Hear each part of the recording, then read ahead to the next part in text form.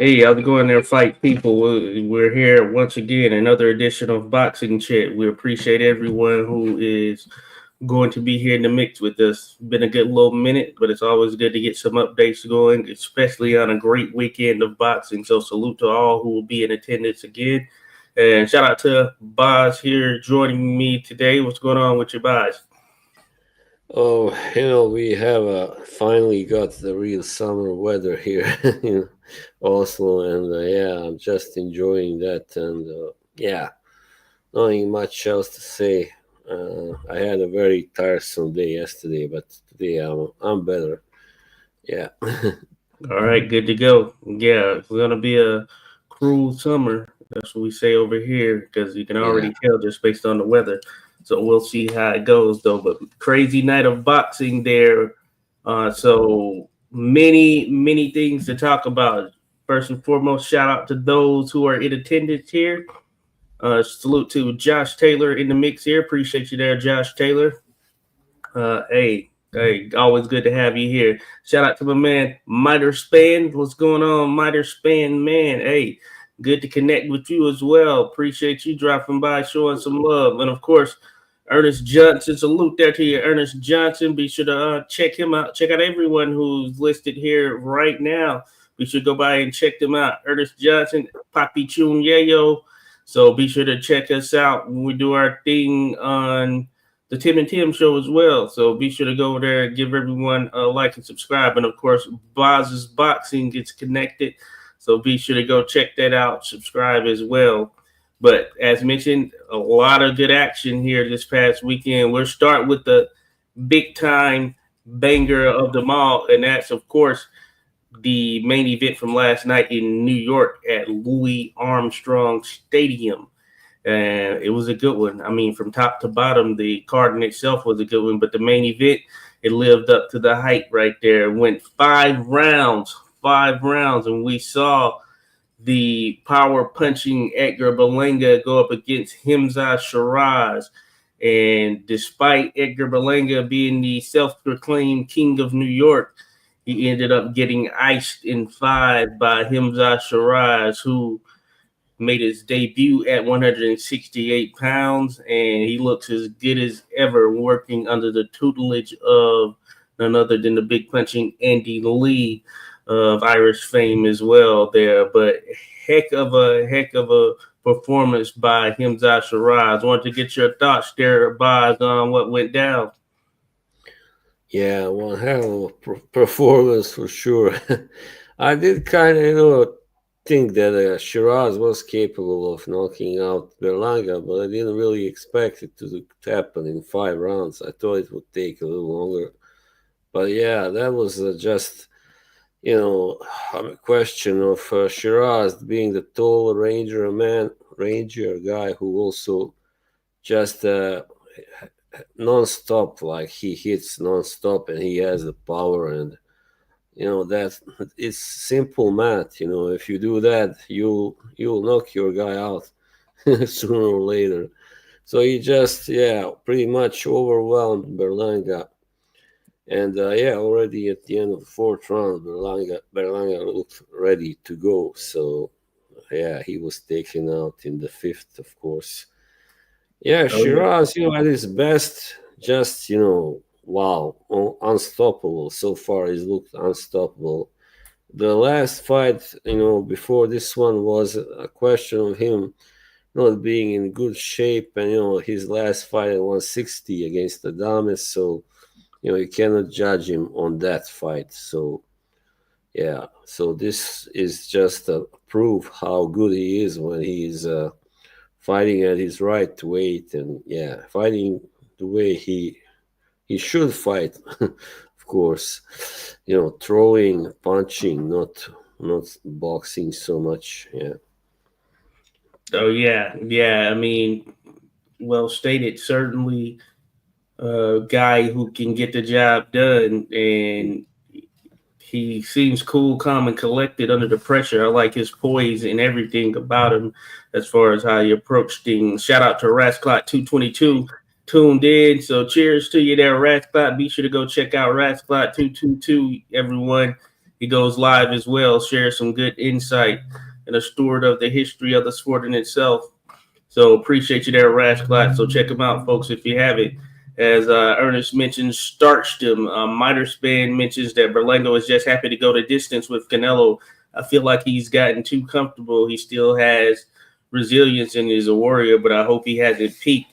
So that's a very good point right there, Miter. You and a very good comment in that you hope he hasn't peaked as well, but I think he kind of bordered that territory there. Now, Hamzah Sheeraz, as mentioned, a patient fighter who stuck to his game plan and did what he needed to do to get the job done. And I feel like working with Andy Lee, he's going to be even better than what we've seen thus far, and he'll continue to grow. And what I did like as well is, despite the fact that it was known that Berlanga is the puncher of the bunch per se, Hamzah Sheeraz showed that he packs a punch as well. And realistically, if you look at his resume, he has gotten a ton of knockouts in his contests, and he's a big guy. So I do think there is some solace to the notion of him coming in at 160 pounds and what that may have meant as far as the drain. And apparently he had his hand injured in the Adames fight. That aside, I do think that Adames got the victory over him despite the result of draw in their contest when they competed here last time out. But that being said, also, I do think that this is the weight for Sheeraz, and you can just tell by the frame that he'll continue to rise above such and move up to light heavyweight even at some point. Yeah. His frame in itself kind of reminds me of Alberto Ramirez in the sense that just a huge guy, and you're like, man, he's making that whatever the weight is. In the case of Zerto, I think he started at 160 or maybe at 168. I think he started at 168. Can't remember if he was at 160. Sheeraz started at 160 for sure. And Zerto just a big body. They're about the same height, and yeah, there's some big dudes in making that weight, and you know that has some effect on him. But he showed it last night that 168, that seems to be the division for him, at least right now. And I look forward to what's next for him just from an overall standpoint. Yeah. Now he's become the mandatory for the WBC middleweight title, and so we'll see what happens. Of course, Canelo holds all the titles still at 168, but he's going to fight Crawford at a catchweight, right? I think, of course, right. At a catchweight. So those titles will not be at stake, I guess. So Yeah, I didn't know it was a catchweight. I had to look into that. Yeah, I didn't know that was the case, but it was initially. I know. I assumed so. I'm not sure really, but okay. I'm only assuming since Crawford is, at 154 and hasn't been there for very long. So someone may know for certain, but I know it's been peddled as Crawford going to 168, and that's what they pushed here. Prior to signing and everything. So very interesting. But I'm sure Crawford's going to come in there prepared for sure. And of course, the name Canelo did come up. Before that, real quick, as Ernest mentions, top ranked fed Berlanga PB&J sandwiches he's manufactured. Now, I do think that one of the issues with Berlanga is one of the gifts and curses, I guess you could say, is that one round knockout streak he had as he was coming up, because this is what really got him on the radar there with Top Rank. And even seeing him early on, you could say, like, okay, there's something there. There seems to be some promise there with this one round knockout streak that he had going. I think it reached 16 before he went to distance. And that's when he fought Damon Nicholson. Shout out to Damon Nicholson. He'll be fighting on the 26th, I believe, of this month, 25th or 26th. I think it's 26th, though, that, Saturday. So shout out to him, no doubt about it. But that was the first time Berlanga went the distance. And I do think since that point of going the distance, he's kind of stagnated a slight bit. And he, of course, the competition is one thing, stepping up the competition, much to what Ernest mentions there. It depends on who you're fighting. Yeah, he was knocking out those guys in one round. And I think that factored in to kind of his growth and development as well. Because when you're doing something of that nature, you're not really getting in a ton of work there as far as real live competition, because some of these were going maybe a minute, maybe less than a minute. Some might have gone 2 minutes and some change. So you think about that. Your first 16 fights, all first round knockouts. So at most, you're going to go 200 or 2 minutes and 59 seconds. That's the most you're gonna do in a round, or you can go 3 minutes and they can, I guess, stop it right then and there. But essentially, let's just say 2:59.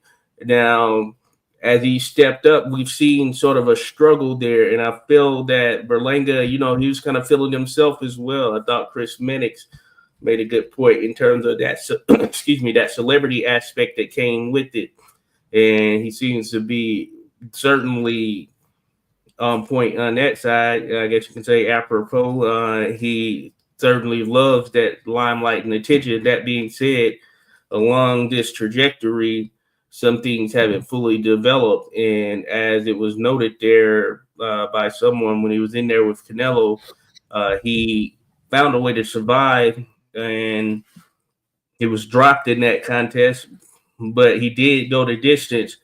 And I think that might have been for him a high point, probably the highest point of his career, just in general. Seeing I went the distance with Canelo, and that may have clouded his judgment on what he needed to do to continue to operate at an elite level. Certainly not having fully developed those overall fundamental boxing skills outside of that big punch. And I think that plagued him because, in all actuality, I felt he looked lost in there when Sheeraz started to fire back. Berlanga had no sense of how to close the distance or anything of that nature. He looked like a deer in the headlights. And so when those exchanges started to happen with Sheeraz getting the better of him, even him trying to rebound, throwing his own power shot, he didn't really have, I would say, a strategized approach to how he was winging his punches. He was literally just doing that, winging them and hoping something landed. That's my opinion on it. So I think that he has a tough road ahead of him at 28 years of age as far as this elite championship level. Yeah, I think he just got too much credit for going the distance, as I said, with this Canelo, and I remember seeing him after that fight. He just looked a little too, proud of himself, to put it away, or too pleased with his performance. But yeah, you can see he didn't learn much from that loss, and obviously how to also defend himself like properly. But I don't think he ever faced someone like Sheeraz before, who is so big and such a very capable puncher, to put it that way, and a hard puncher also. Yep. So Oh, yeah. No, I got you for sure. I got you, Ernest. Sure. Yeah, I see what you're saying. Yeah, the champion in that was certainly Shakur, right? I see the New York thing, but you're right there. Josh Taylor would like to see Bivol in the ring again too. Oh yeah, that would be good as well. Mighty Fancy mentions that Canelo doesn't have that knockout power anymore. In my opinion, he just doesn't have that finishing rate. Excuse me, he hasn't gotten a knockout since 2021 against Caleb Plant. Had trouble against Laura and Mayweather. Yeah, he did have trouble with them. I do think he won that Laura fight though, second watch and everything. Rasclot 222 mentions, I agree. His early fights, he didn't learn much. I know you had noted that there, Rasclot. Yeah, and I think that probably plagued him in that 24 fights in. I believe this was his 24th fight. Man, you got to have that true want, that true grit, that true determination. and that true dedication to the game to take yourself to a different level here at this stage. And some fighters do have that. We've seen fighters sort of continue to evolve themselves, continue to get better as they got older and learn more. Take a guy like Bernard Hopkins, for instance. He continued to get better and better, and he found a way that worked for him in terms of being able to operate there. But you have to want that. You have to want the lifestyle for all that it's worth, not just the celebrity end of it or the financial piece of it. Because you look at a guy like Hopkins, as I mentioned, he was always in fight shape. He was always focused on the boxing side of things there.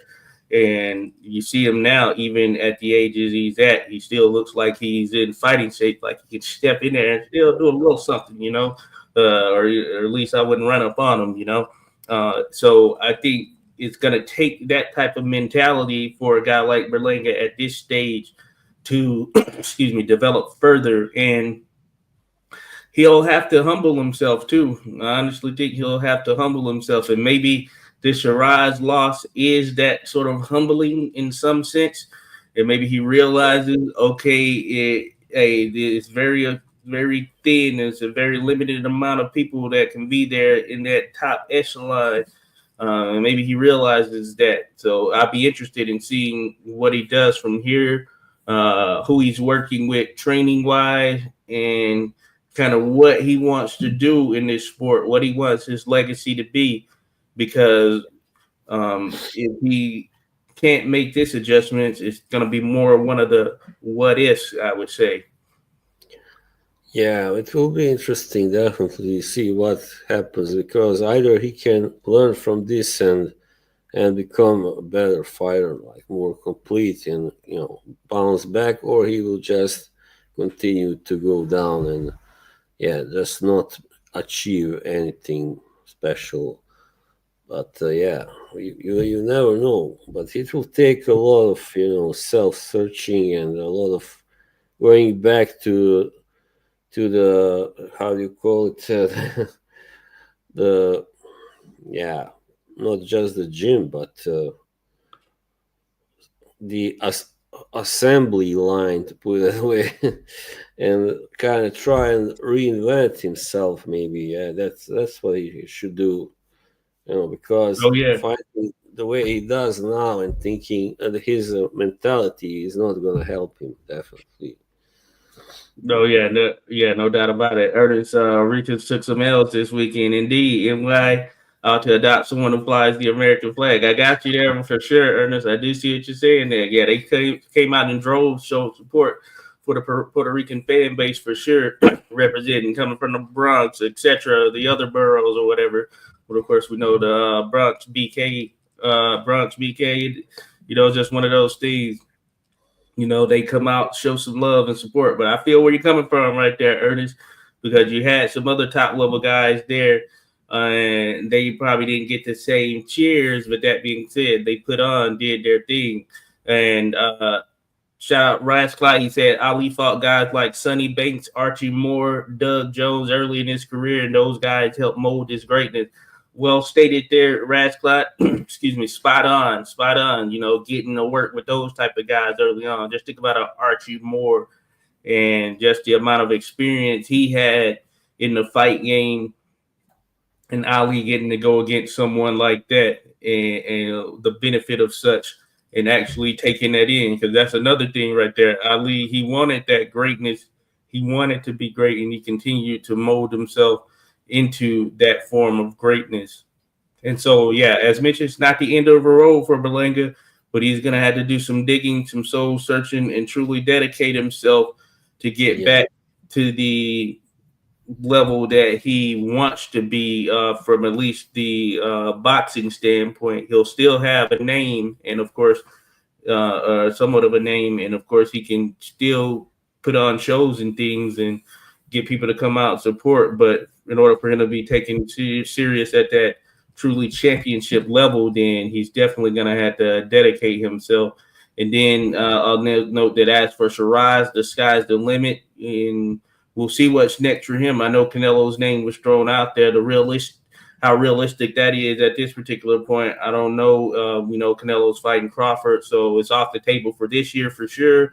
Early next year, maybe even it's off the table. They did have 3 names up there as far as potential opponents for Shiraz. Canelo, they had Chris Eubank Jr., who is probably more likely to face Canelo next year early on because of what it can mean just for a buzz. And then another name, which is one I like most, is Diego Pacheco. I believe Diego Pacheco has a contest coming up.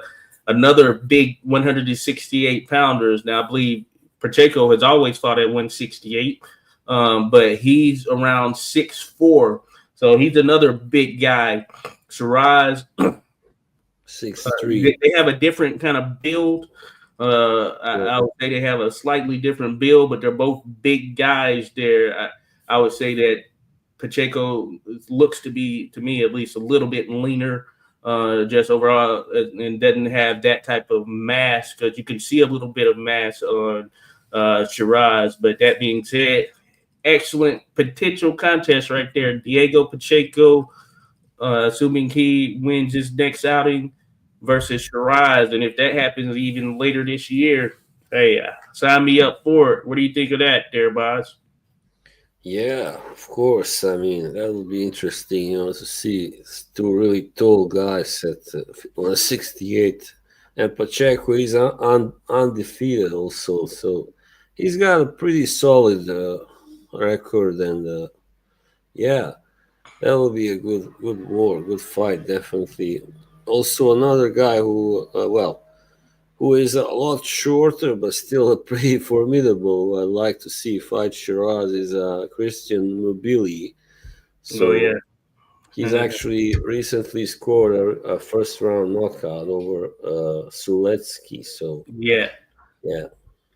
Yeah, that is the case. Yeah, he went in there and handled business. Good point there by Miter as well. Also won against his guys.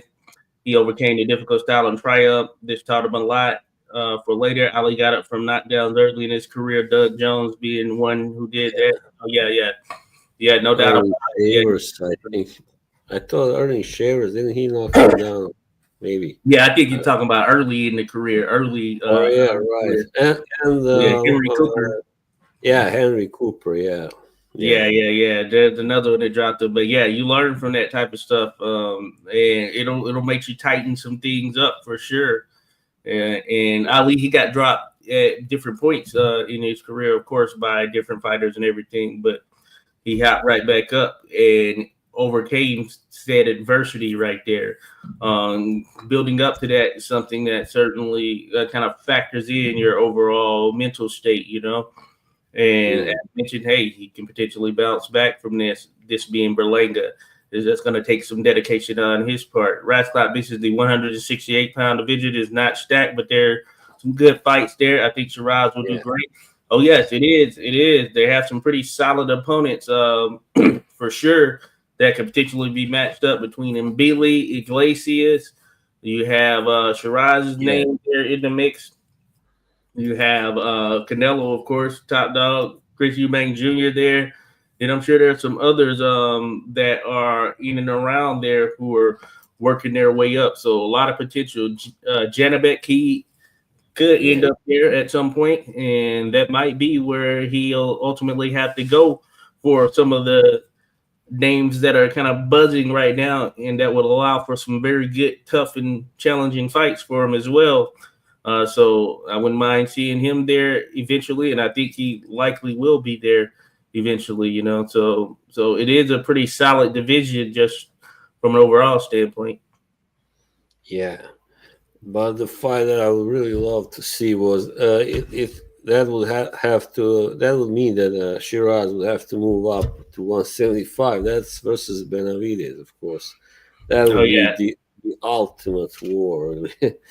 Yeah, that would be an interesting one there for sure. That would certainly be an interesting one. Like I said, I can see Shiraz being there at 168 or at 175 at some point. And all roads would seemingly lead to Benavidez, just given the timing or depending on where things are. So Benavidez, he is going to be fighting Yard, and we can kind of touch on that, but that's going to be later on this year, November. But that being said, he's making waves there at 175, and we know Better Biev is still there. He's a little bit older of the bunch. Bivol is still there. He's in his 30s. Better Biev, as I mentioned, he's in his 40s. So at this stage, so you think that Benavidez is going to be the guy kind of holding down the fort here at some point. But Benavidez Bivol, that'll be another good one there, kind of to settle it for supremacy, depending on how things go. But there might be a trilogy with Beterbiev and Bivol as well. So a lot of things that can be kind of thrown in the mix there at 175. And all of these guys at 168, who are some of the top guys down, we could potentially see them jumping in the mix at 175 at some point, especially those that are on the bigger side there, the Pachecos, the Shirazes, etc. We'll see. Iglesias, Looking forward to it. Iglesias is another tall guy for super middleweight. He's almost 6'3", it says so. Yeah. And he's another one of those guys. He can punch, and he looks like he can go up to 175 at some point too. So it's a good one. Miter mentions Canelo isn't fighting anyone who he thinks is actually in his weight class and weight class that he sees as a potential victor in their battle. He looks past Crawford due to size. If he gets beaten, he probably retires. Yeah, excuse me. Yeah, that potentially can happen, you know.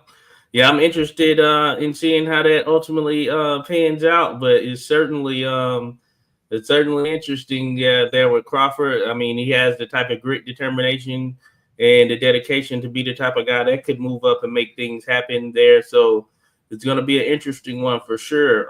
So look forward to when that one actually commences. I think we'll have even more buzz here as the fight week goes on, or as we get closer to fight time or that fight date there.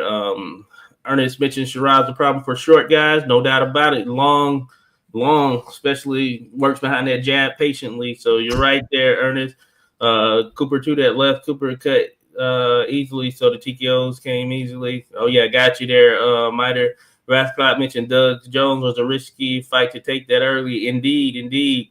Yeah, no, that's no doubt, and it definitely benefited him because even taking on Sonny Liston, many people thought he was going to get iced in that contest, you know, being that young loudmouth, as they called him.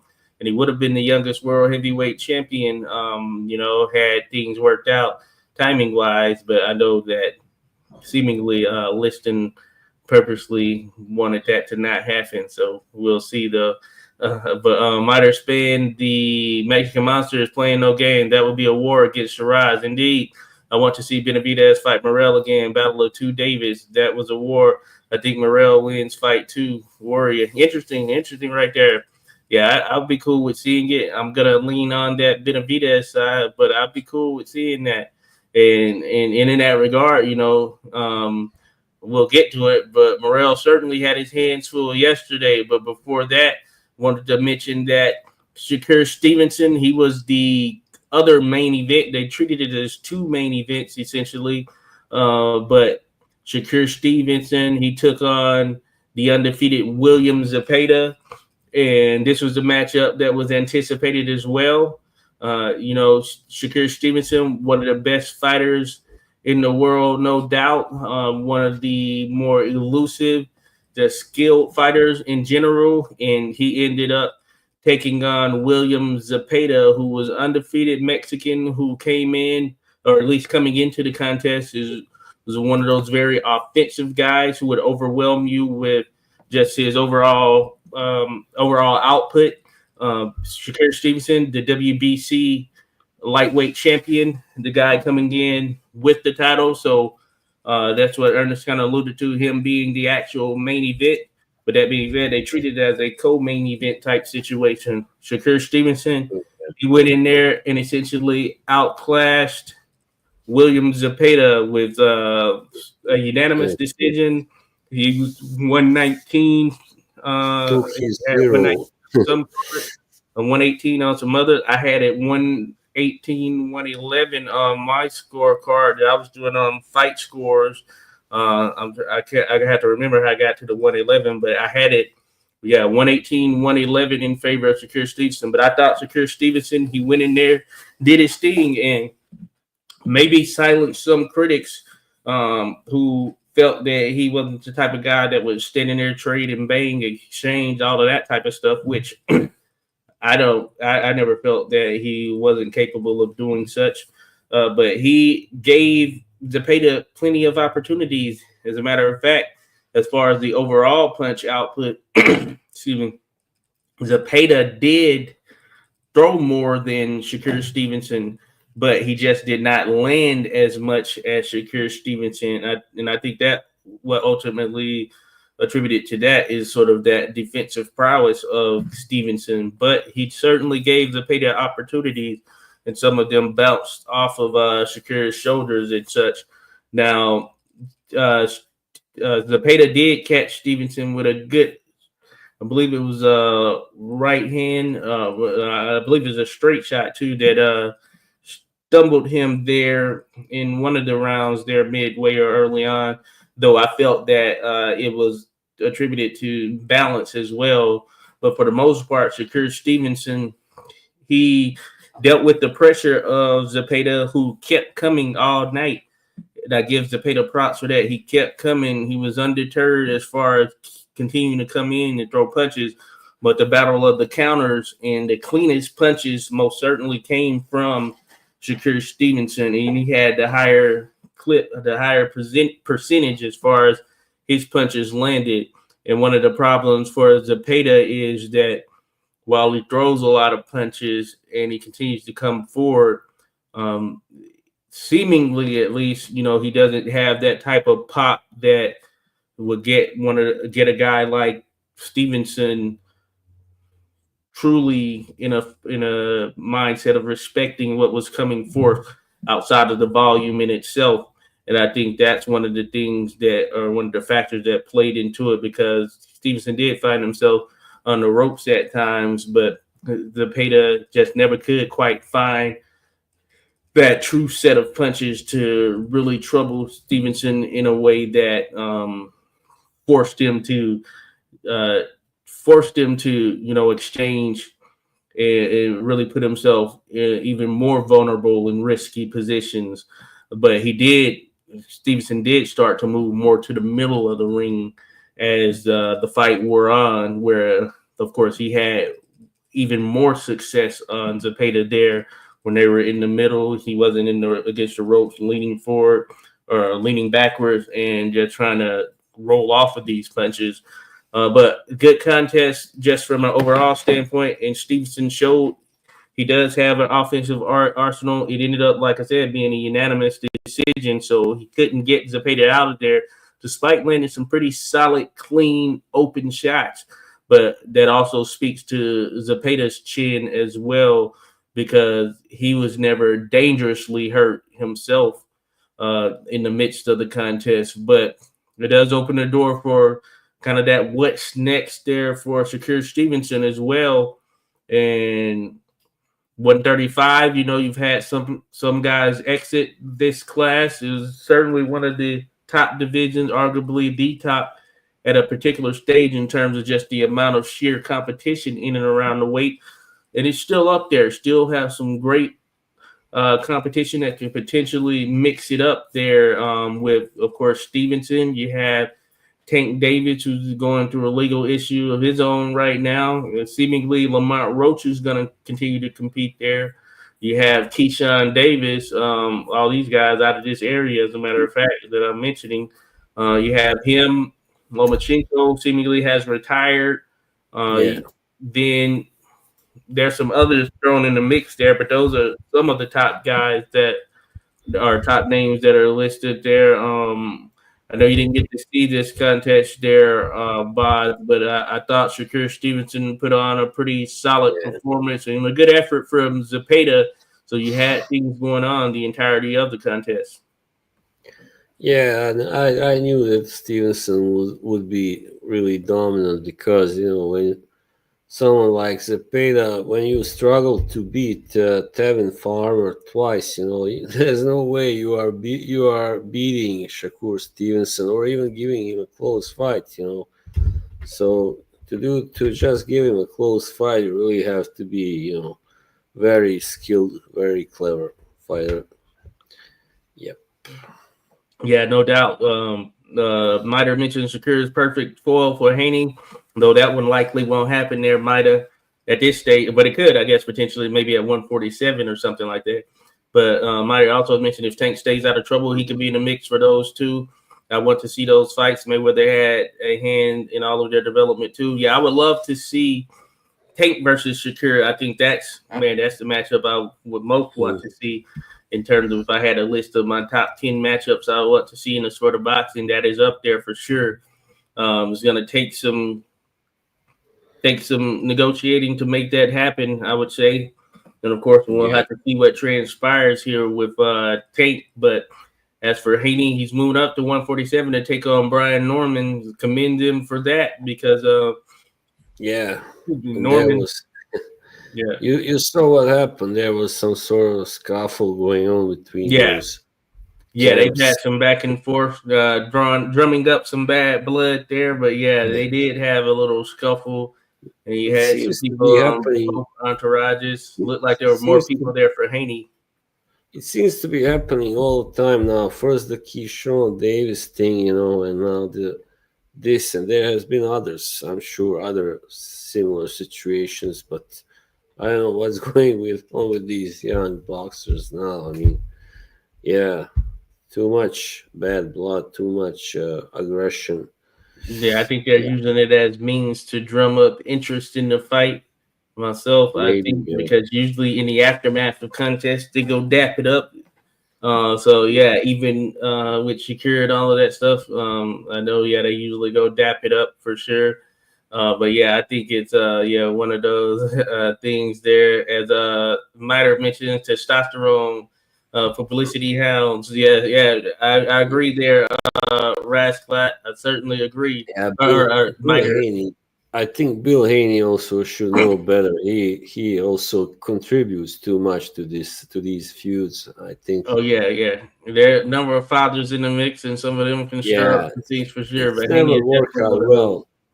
Remember Angel Garcia, the father of Danny, and then you had Teofimo's father, also kind of behaving like that, and even Holy Romero's, I believe, father is kind of that same type, There's polarizing guys there who aren't afraid to let their opinion be heard, despite them not being the ones who are fighting. So there's a number of those type of situations out there. But I do think it's interest drumming. So Rascott mentions Zepeda is a pressure fighter with no power, bad combo if you don't have head movement. Yeah, I agree there, Rascott, because the pressure was on, but nothing truly, even outside of that little stumbling shot that Shakur took, nothing truly hurt him in a way to gain that type of respect that someone with true pop would be able to get. And that may be what plagued Zepeda in those contests with Tevin Farmer as well, in which Farmer, we know him to be more on the slicker side, defensively sound, and he gave Zepeda trouble, if not for anything else, than for just Zepeda throwing a lot of punches, but not of them not landing as clean and with enough force to get someone like Farmer out of there. And we saw how he was blasted by Schofield with that explosiveness right there early on that kind of overwhelmed him. But Zepeda, he continues to come forward, and he'll sometimes have his kind of head down and just digging in. But just not enough there for the elite level guys to change it enough to really put them off of their game. So if he could somehow develop more pop, and maybe that requires a change stylistically to a certain degree, maybe not a major change, maybe just a slight change to how he's throwing punches and what he's throwing, and with more of a focus on quality over quantity, maybe that could be the change that does it for him. But easier said than done. I noticed these guys, and in those divisions, they are very tall, like very tall for 140, all those 135. They very seldom can't punch, really these lanky, light guys, to put it that way. But also, yeah, Zepeda, he wins on a work rate. Definitely, he wins by outworking his opponents. Outlanding, not the other way, like not outboxing, really, not outpunching. So yeah, Yeah. that's. Hey, Ernest, you have some funny questions. Ernest says, real question on Zepeda is how did he throw so many punches without getting tired? Everyone else who has done that popped hot at some point. Oh yeah, hey, I don't know. Hey, he's Well, he hasn't been caught using anything illegal yet, so he's not Kent Reynoso, I don't believe, right? He's not trained by Eddie Reynoso, right? He's good. I remember back in the day when Salido beat Juanma, twice. Everybody was like, Oh "Oh, he yeah. must be on something." He cannot. Nobody can throw so much without gassing.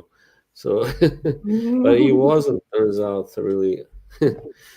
No, That's yeah, just that style was yeah, just wrong for one my at that particular stage, which is yeah, why they should have went ahead and made the one my versus Gamboa matchup, so we could have gotten that clash yeah.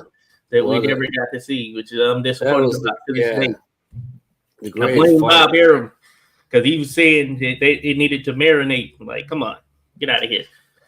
That was a great fight we never saw. Yeah, one of the greatest misses. Yeah, Oh definitely. yeah, craziness. Miter Span says Keyshawn Davis is another one who needs to stay out of trouble, no doubt, and focus on his career. He missed weight by just a drop, and then he and his brother got into a fight afterwards with a fellow boxer. Yeah, it was a crazy situation. But he was over four point something pounds, 4 point something pounds, which is crazy. And right. And then that situation in the aftermath with Nahir Albright, who beat Kelvin Davis. I guess they were Keyshawn was pissed off because it kind of spoiled that homecoming, and he didn't get to fight as well. Just a bad weekend for him, just from overall standpoint, losing his title, not getting the fight, his brother Yeah, losing, so which I he thought would was like, eventually happen. "I'll take out my frustrations on Right. that guy who beat my brother." But hey, now here, I mean, he just did what he had to do. His Kelvin lost, so to take it out on him, yeah, that was crazy. He put out an apology a couple weeks back. Excuse me, Keyshawn. He deals with some mental health things, like legitimately. Right. Hopefully, he can get himself on track. I think he needs to, focus in on that boxing side of things. Get back to focusing on that. Cancel the outside noise, and Yeah, maybe that even requires switching up some people around you, because I feel like, there were a lot of people back there during that situation with Albright, at least what the cameras caught, and more of the people he was with there sort of preventing him from putting himself in that situation for sure. But hey, he was in his hometown, so yeah, hopefully he can get things back right. That's all I can say, because he's got a ton of talent. You don't want to waste it, especially when you're hitting or in your prime and just hitting that stride. You want to take advantage of these opportunities because it can be a small window. And we've seen that with others who've had sort of that beacon and they dropped it and were never able to pick it up once again. So that requires some change. Rascalot says, I think the only round Shakur got stunned was the third, and even Shakur came back with the combo. Okay, yeah, got you there, Rascalot. Yep, yeah, that might have been it. And he took some shots, don't get me wrong, and he handled them fairly well. He never looked truly phased by him. The volume he had to deal with that time, so you could tell that he was working his way through the volume aspect of it, which is that strong suit of the Zepeda's, but he handled them and accounted for himself fairly well as far as taking the clean shots that he did take. Yeah, he handled them fairly well. Midas Span says a Jake LaMotta type fighter, a pressure fighter with little power, comparatively speaking. I guess you could say that there, Miter. I guess you could say that for sure. And hey, LaMotta, he had some skills. He did have some skills, despite that stylistic or the way he was stylistically, or that the nature and what's associated with him. He did have some skills, but man, he could take a lot of punches, but that's an outer-worldly type chin right there. By comparison, you know, when you look at it from a boxing history standpoint, man, LaMotta's chin, outer-worldly, and you never saw him, even in older age, he never seemed like a guy who was affected by just the amount of punishment he was able to take. Because, you know, as I say, some of those guys are just built different. Him, George Chuvalo, chin wise, just built different, you know. Oh yeah, yeah, that was really amazing. I mean, and those guys like George Chuvalo is still alive today. He's like Oh yeah, 87, I think, and doing well, I hear. yeah. I And saw an interview Amanda, with him from a couple, yeah, 3 years, probably about 4 years ago or something like that. He's good. yeah. And Yeah, Jake LaMotta, he died when he was 95. I mean, come yeah, on, that's crazy, great. crazy. It's like Yeah. they are made of another substance than the normal human beings, you know. Oh yeah, certainly. Rasclot says I'm not comparing any of these bumps to someone like Jake LaMotta. I got you there, Rasclot. Viter said definitely no competition there. Definitely just comparison between eras. Rasclot, Zepeda does get tired. Yeah, he faded in the later rounds versus Farmer both times. Yeah, you can see it on his face. He was feeling that pace. He did keep the pace up somewhat, but he was definitely feeling it. I could read that on his face somewhat there, Rasclot, as those rounds were on. No question about it. That goes to show that, yeah, there is certainly something there to it. Let's see here real quick. Rasclot says, I hope he's not trained by Eddie Reynoso. I don't think so. But hey, that would definitely be a question raiser right there. Miter says the older guys were a different breed, more fights a year, true hunger, passion, and pain that motivates them. Times are different. No doubt. Yeah, we're lucky if the elite champions fight twice a year, because we have some who will fight once a year, you know. Just different how they operate in the sport in terms of the amount of times they're fighting. The money certainly is a factor. Then it may be, I don't know, the analytics. I don't know how deeply. It's a little different, but you think about the NBA, you have a lot of these guys, they don't play 82 games, even though just as back, you know, if we go back to like even the 2000s, people were playing 82 games. Even in the 2010s, you still had people playing 82 games.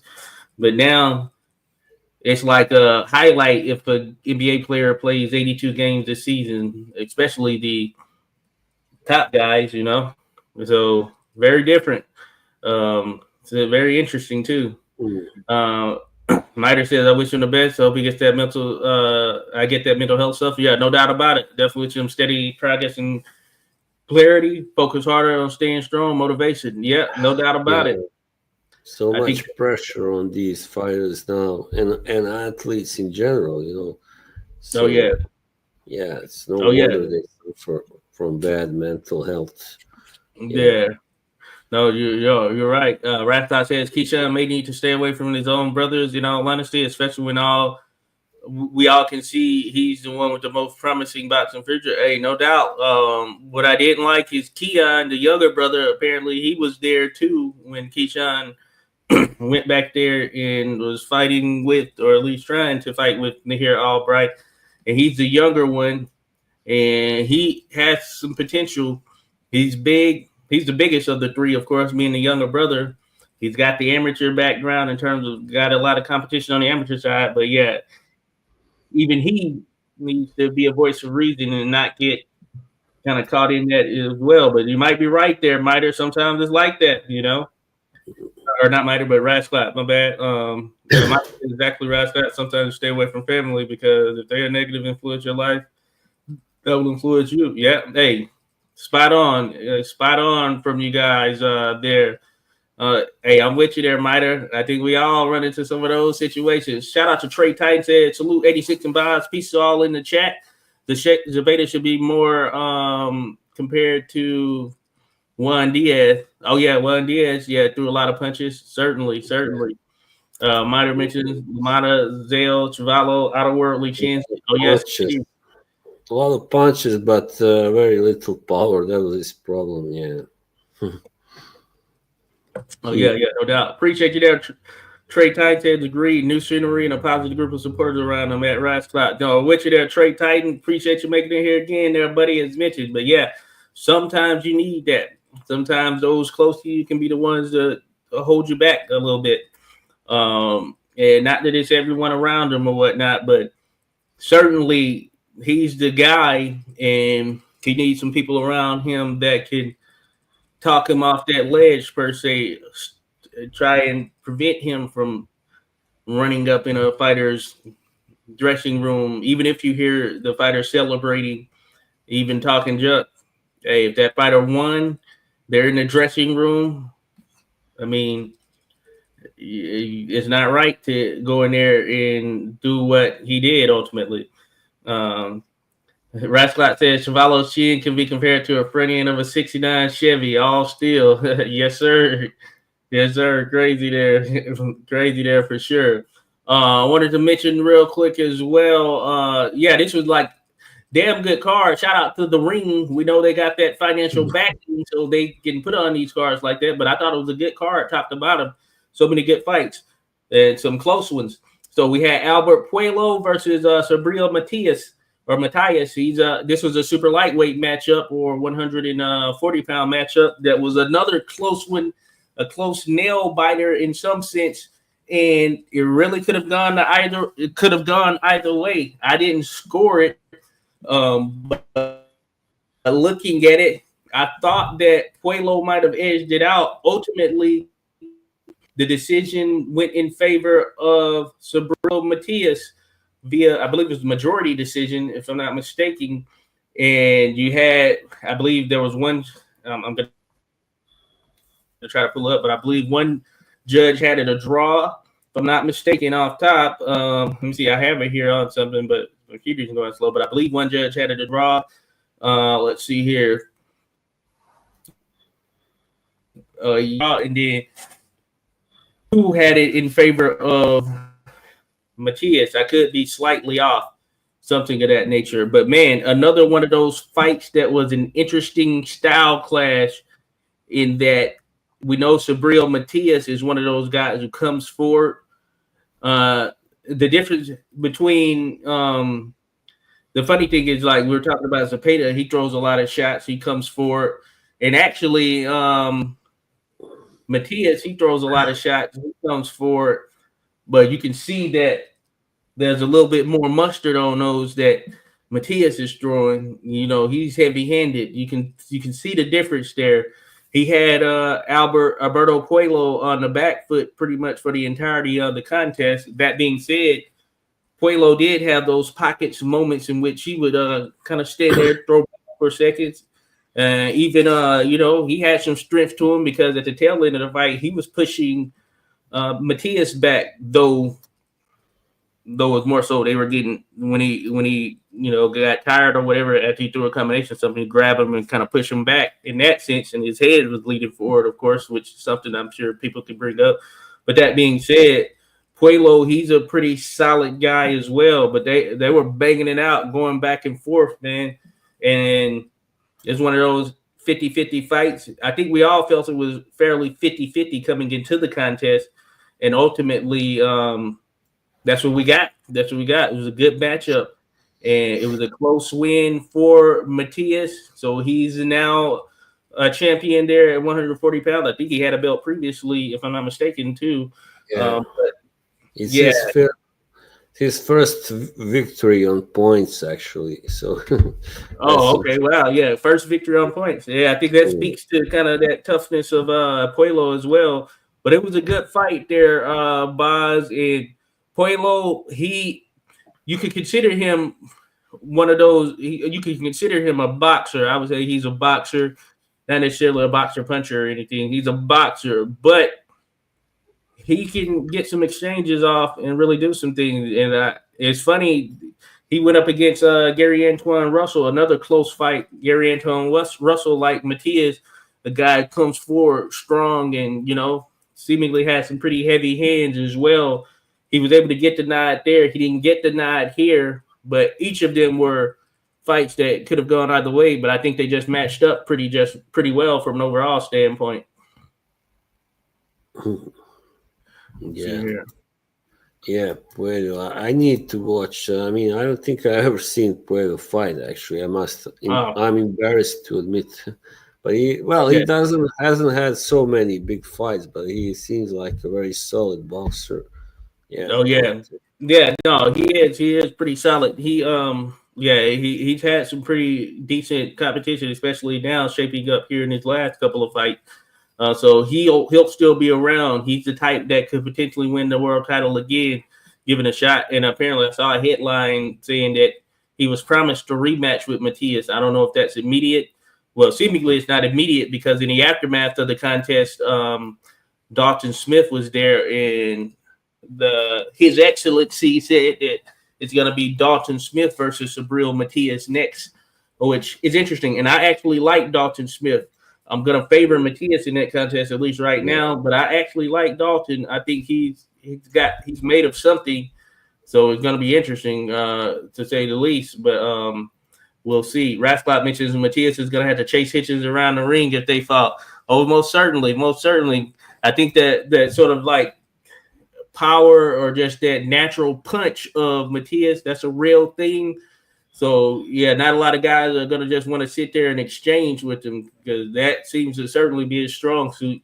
And you can tell yeah, from Puello that yeah, he is legit. He is mm, legit.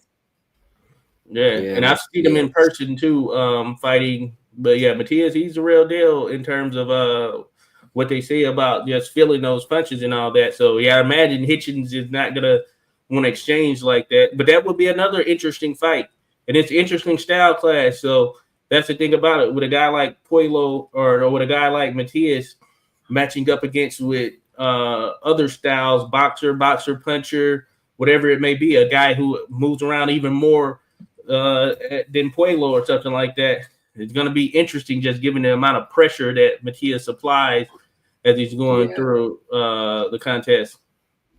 yeah. I don't think anybody can get the better of Matias in a dog fight. I don't know anybody at 140 anyway right now. Oh Yeah, yeah, yeah. No doubt. Rasclot mentions Puello is a pure boxer, really good. No doubt about it. There, Rasclot. No doubt. So yeah, we'll definitely continue to chat about that. Ernest mentioned, yep, I'm not trying to hear anyone double standards. I would call it out here if I hear it every time. Yep, no doubt. What's good for the goose is good for the gander. Hey, no doubt there, Ernest. No doubt. No, yeah, you got to do that. Let's see here. Ernest says family members have each other's back. That's just how it goes. You fight one, you fight them all. Some are raised that way. Yeah, that is true. It is true. Ernest says, I disagree. How they gonna say he should stay away from his blood? That's a wild statement. Nobody said Jake Paul should stay away from Logan. Hey, now that's a true statement. That's a true statement there. That's a true statement. Mighty says the Russell brothers are all talented. They've been waiting for them to get some huge fights. Yeah, no doubt about it. They are. And Russell Jr., he's actually got a matchup coming up. It's going to be on the. He's going to be on one of these cards. It's a bigger card.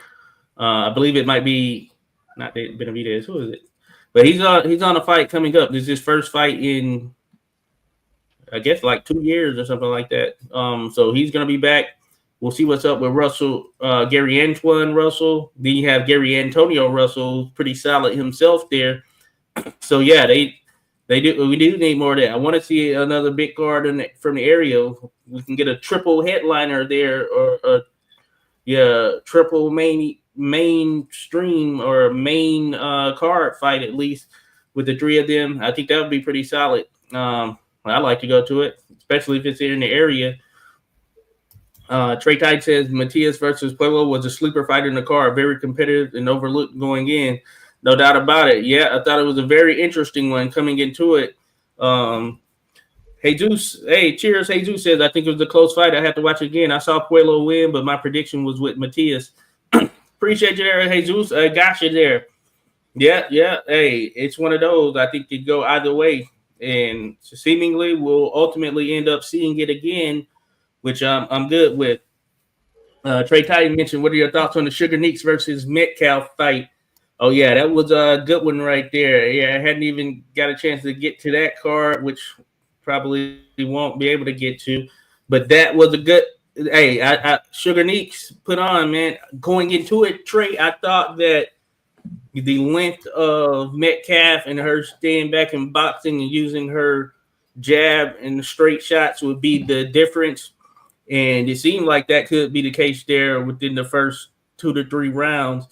But I would say from round 4 or realistically maybe even round 5, I think the first 4 were, you could have some, that could have gone a different way. But from there on, man, Sugar Neeks was just pressuring her on offense, bullying her in some sense. And I wasn't against the stoppers. Maybe the way that it went down was one that could cause someone to say, okay, let her go out a different way, let her go out on her shield or what.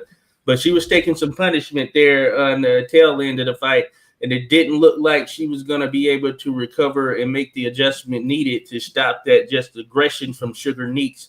And I think that was a factor right there. Metcalf, she long and lean or whatever, she doesn't seem to be super strong, and maybe that's a part of the issue there. She's long and lean. And once you get in there and start to bully her around, she just doesn't seem to have the power or anything to really do much to keep you off of her or keep someone else off of her. It's pretty crazy.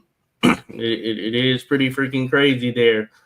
Rasclot mentions Russell Hanspeed may trouble Matias. Oh, yeah, I would like to see that for sure. That's one I think I mentioned on another podcast there, Rasclot. I would like to see Gary Antoine Russell versus Subriel Matias. Ooh. Offensively and just the shots that are landing, man, it might be a brutal fight, actually. Very brutal one. But sure. I would certainly like to see it. Let's see. Matias says, yeah, Rasclot, I would definitely always be there for my family if somebody was trying to jump on them. I'm in, but sometimes you got to surround yourself with better energy. You don't have to be around. Yeah. Don't look for fights. Definitely. That's a good advice. I mean, if you are very frustrated, then take it out on a punching bag, instead of on a person. Oh, yeah. So, oh, yeah. Jesus mentions Matias has a chance against Hitchens. He knows how to close spaces, and we must remember Hitchens versus Argentinian guy. Yeah, interesting.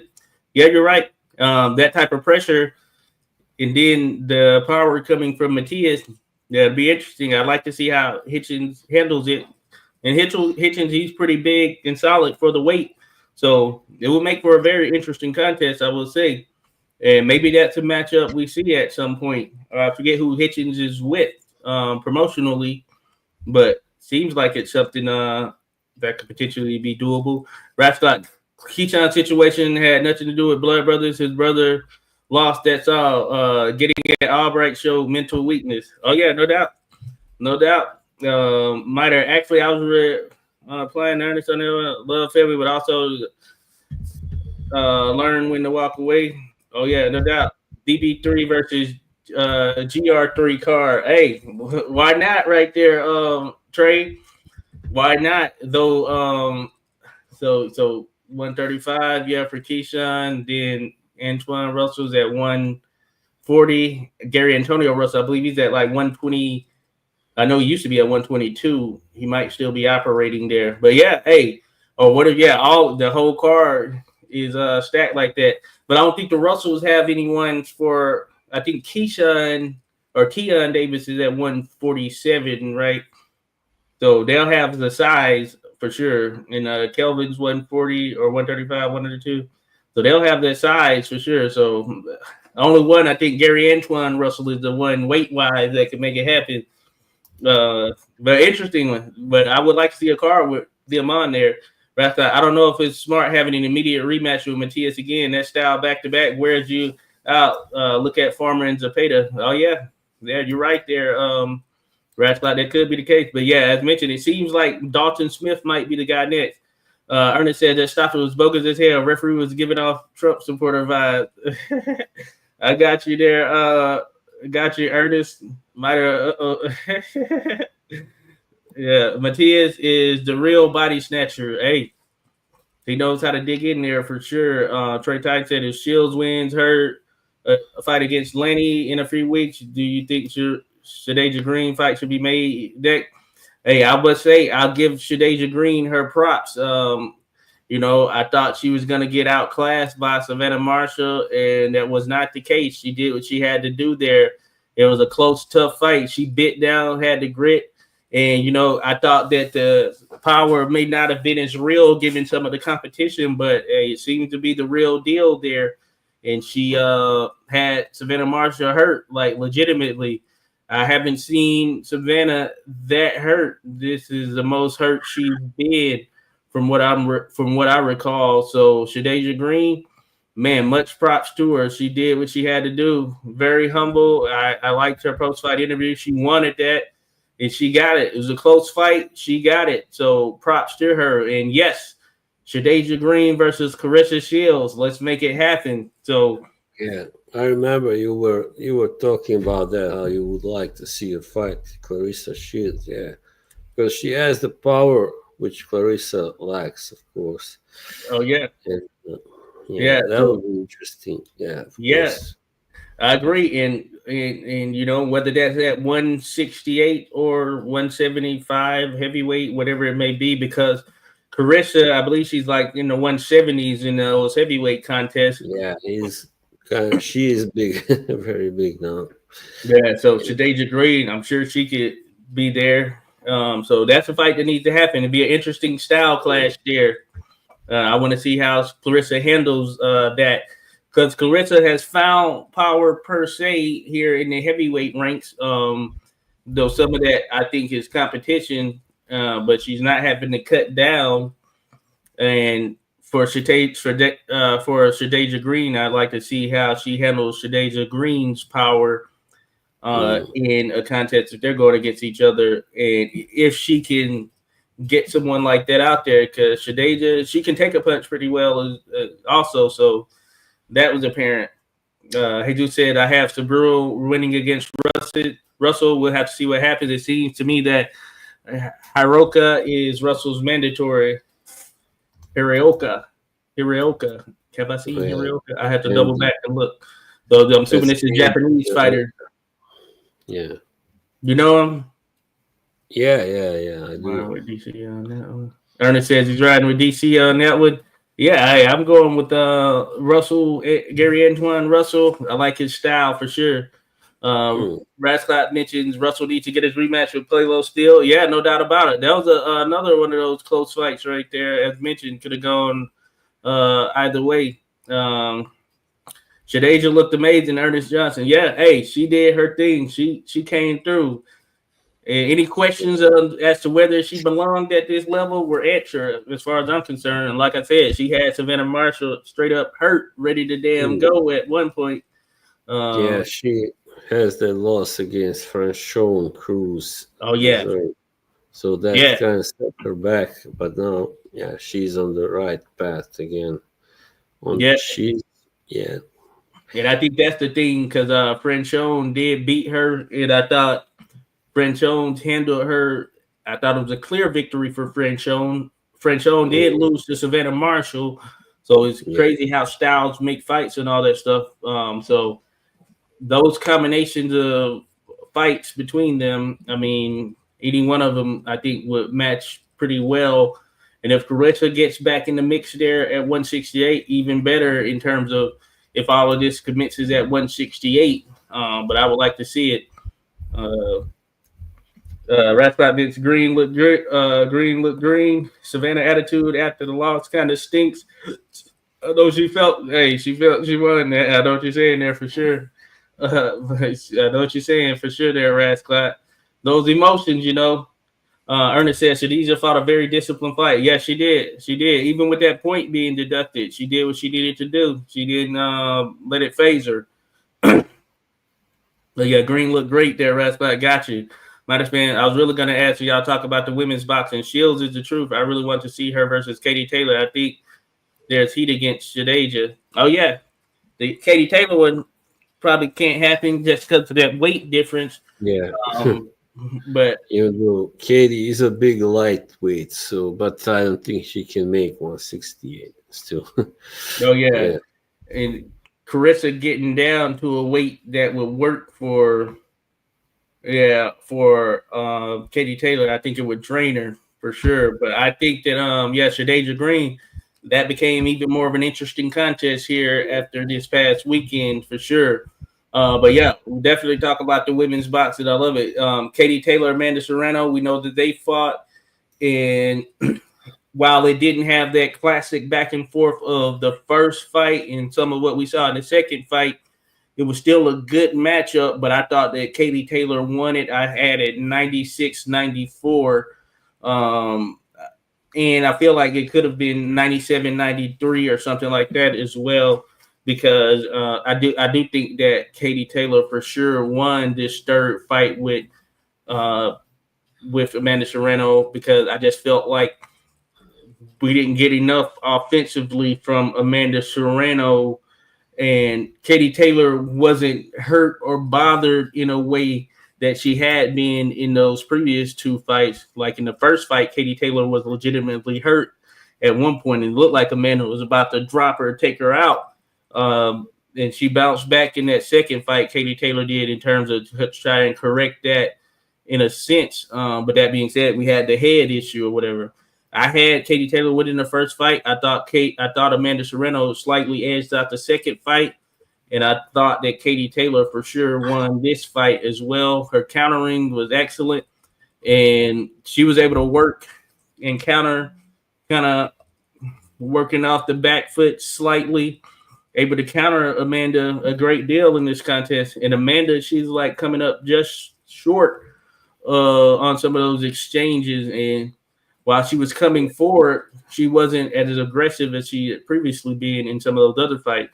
But she mentioned strategy and kind of just working behind the jab, and I guess working some of those straighter shots in. But I think the game plan might not have been to her benefit in this particular matchup. And then with those 2-minute rounds, of course, the fight was over. And I know going into that last round, I was like, man, we're in the 10th round already.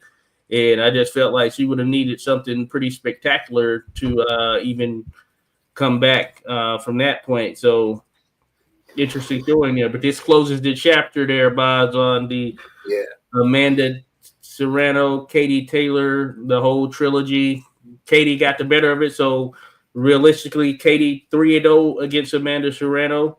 And we'll see what's next for both of them for sure, especially Katie Taylor in the sense of what she does and who she takes next. I think Amanda Serrano, she could realistically drop down to other weights and things of that nature. Both of them make for interesting matchups in and around the weight. So we'll see what happens.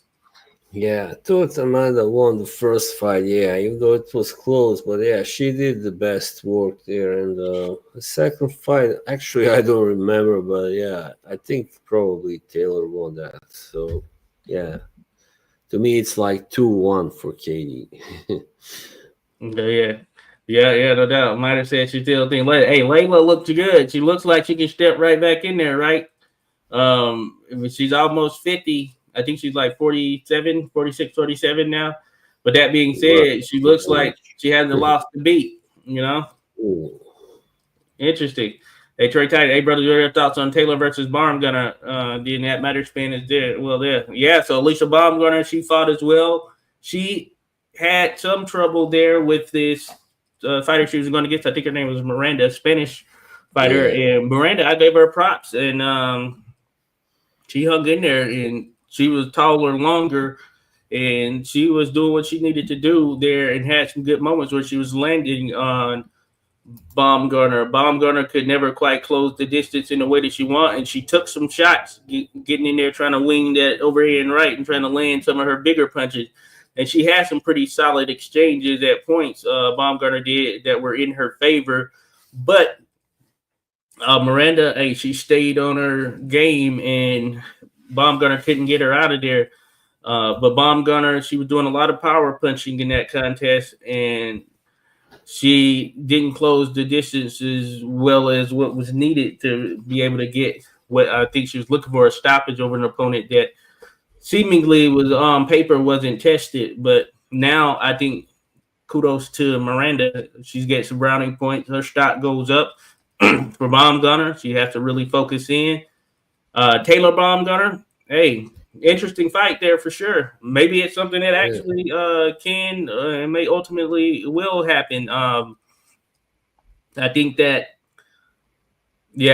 Baumgartner will have to certainly tighten up some things in there with Katie Taylor. So at least on paper right now, Taylor, especially with her counter punching and such, she's usually pretty solid at that. She can provide some trouble for Baumgartner. I do think Baumgartner might be able to land some solid shots, but she's going to have to put it together a bit better than what she did here this past week, just overall strategy and such, to be able to lift the titles off of Katie Taylor, I would say. Yeah, I think Alicia I like her definitely. She is a top boxer, but I don't like so much her over confident, attitude, she shows before the fights, and I think she might need to lose, to really get down to the right level there. I mean, she's a little too cocky. I find a little too much. So yeah. I don't think she's that good that she should be so cocky, So I feel you there for sure. Definitely feel you. Hey, I'm with you there. Yeah, Layla. Yeah, I know that I'm sure she'll be enticed, but at this stage, I think it's she's on the back end of 40, so I don't think it would be good just given how long she's been out. I'm with you. Yeah. Ernest says Katie won clearly. That fight was like they were filming a boxing movie. Yeah, Amanda landed like 20 punches the whole fight. Yeah, it just didn't have that same buzz. And I guess even if, there was potential of it not being the final fight, I think regardless, just the way it went down closes the chapter. As you mentioned there, Ernest, clear win for Katie. And so let's see them against some other opponents there. So we can certainly open that aspect of it up. But good stuff there. Yeah, there's some other good contests. David Morrell, man, he was in a tough one. He was in a tough one that you could argue. He got knocked down. That looked pretty bad. He came back. He was fighting. Yeah, he did. Russian fighter Khataev. Khataev, man, that power seems to be legit. And Morrell, it's not gonna be a cakewalk there at 175. I'll tell you that. So David Morrell, he got the victory, though you could argue Khataev won. I had some little pauses, so I missed some different pockets of the fight. But man, Khataev was putting that pressure on him for sure. And Morrell definitely respected what was coming because he started to. I said when I was speaking with some others in that regard, it looked like he was looking against Benavidez. While it might have been comfortable and sweet at first, once that heat got on, he started to tighten up, and you can see that. He started to think about it a bit more in terms of what was going on with them and they're throwing punches. And I won't say I guess you could use confidence or whatever. But I would say that he realized, I'm in here with a dog. You know what I'm saying? That's the best way that I can put it. And that's the same thing, the same way it was with Benavidez, because we seen Morrell blast through some guys. And when he's on his game and just landing on all cylinders, he's super confident. And it's like, this dude look like he could be a problem. But he realized that with Khataev, that he was in there with a scrappy dude for sure. Yeah, man, those guys from that area, they are tough. They are warriors there. No doubt about it. You cannot do that to a guy like that, Yeah. Really. No, I'm with you, Ernest. Yeah, all of them did. Hell of a card there. So props there. That's one thing. Jake Paul, in terms of his backing of the women fighter. Yeah, Ellie Scottney, she did her thing against Mercado in a good fight. They were landing some big shots, but there was a damn good card. Ernest says the verdict is in on the Cuban fighters. Them boys is trash. The dancing and styling is amateur style. Hey, Khataev made him stop that junk. You know, Morrell, he held his hands down. Khataev, he fought with his hands down. He's kind of had that style. Something that we see Morrell do when he's feeling confident in there, like he can do whatever. But that was shut up by Khataev, or Khataev, whatever his name is, and yeah, Morrell was in there tough, so he eked that one out. It could have gone either way. I'm not saying that he necessarily lost it, but he eked that one out. So 175, tough sledding right there, as I say. But I'm with you there, Ernest. It made him switch up some things for sure. Might have said, you ever heard of Elizabeth Wilkinson? She's from back in the day, the Jack Broughton days. Oh yeah, I don't know her. Might have to look into her there. Miter, you going back?